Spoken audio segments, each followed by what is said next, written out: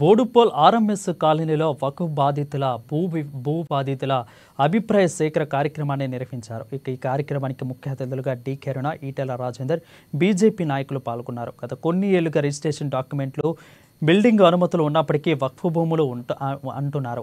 ఇక తాము కొన్నేళ్లుగా పోరాడుతున్నా తమకు న్యాయం జరగడం లేదని బాధితులు ఆవేదన వ్యక్తం చేశారు. భూ బాధితుల సమస్యను జాయింట్ పార్లమెంటు కమిటీ దృష్టికి తీసుకువెళ్తానని, అదేవిధంగా ఈ కమిటీ ఏర్పడ్డాకే బాధితులకు న్యాయం చేసిందని డి కరుణ, ఈటెల అన్నారు.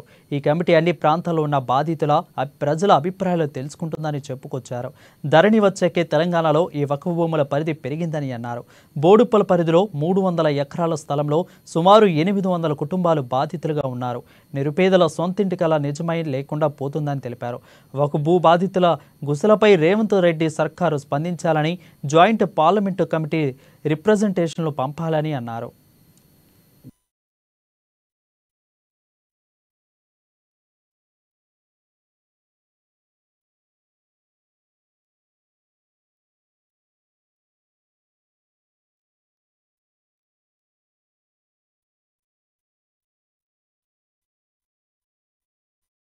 ఇక్కడికి ఇప్పుడు ఉన్నటువంటి ముఖ్యమంత్రి రేవంత్ రెడ్డి గారు కూడా వచ్చిన ఎన్నికల సమయంలో వారికి కూడా ఈ సమస్యల గురించి చెప్పుకున్నారు. నేను రేవంత్ రెడ్డి గారిని కోరడం ఏంటంటే, తెలంగాణలో ఇటువంటి అనేక సమస్యలు ఉన్నాయి, ఇటువంటి సమస్యలు అనేకం ఉన్నాయి. కాబట్టి తెలంగాణలో ఉన్నటువంటి సమస్యలన్నింటినీ గుర్తించి దీనిపైన తెలంగాణ నుంచి రాష్ట్ర ముఖ్యమంత్రిగా మీ యొక్క సలహాలు, సూచనలు కూడా జేపీసీకి పంపించాలని చెప్పి సందర్భంగా నేను కోరుతా ఉన్నా. అన్ని పార్టీల వారు ఈరోజు జేపీసీలో వారి ఆదరణలు గాని వారి రికమెండేషన్స్ గాని తెలుపుతున్నటువంటి నేపథ్యంలో అది రాష్ట్ర ప్రభుత్వం కూడా వారు అనేక మంది రైతాంగం తాతల నుంచి వాళ్ళు భూములు చేసుకుంటూ ఇప్పుడు కూడా వాళ్ళే భూములు చేసుకుంటూ పొజిషన్ లో ఉన్నటువంటి అనేక భూములలో ఇటువంటి వివాదాలు ఉన్నాయి.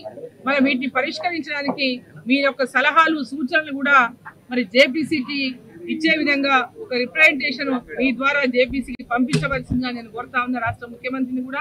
ప్రభుత్వం అయితే 2018లో అకారణంగా, అన్యాయంగా, దుర్మార్గంగా దీన్ని వద్దు అని చెప్పి చేసిందో ఇవాళ ప్రభుత్వం ఎంక్వైరీ చేయి రా, ఎట్లా వచ్చినా చూడు, నీకు ఒక పరిష్కారం చెప్పు. నువ్వు ధర్మంగా పరిష్కారం చేయకపోతే, న్యాయమైన పరిష్కారం చెప్పి నువ్వేం బాధపడి నీకు అన్యాయం చేయమంటే మాకు అక్రమంగా కట్టబడ్డటువంటి అక్రమంగా కొనుక్కున్న వాటిని మేము నీకు చేయట్లేదు.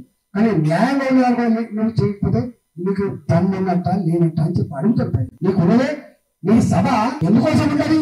గిట్లాంటి వాటిలో భయపెట్టి అవసరం చచ్చినట్టు అయ్యా గిట్లా వచ్చింది, అకారణంగా ఏమన్నది, ఇక 10,000 కుటుంబాలు సఫర్ అవుతున్నాయి, నీకు ఎందుకైనా అసలు కొట్లాడకూడదు, తిట్టుకోలేదు.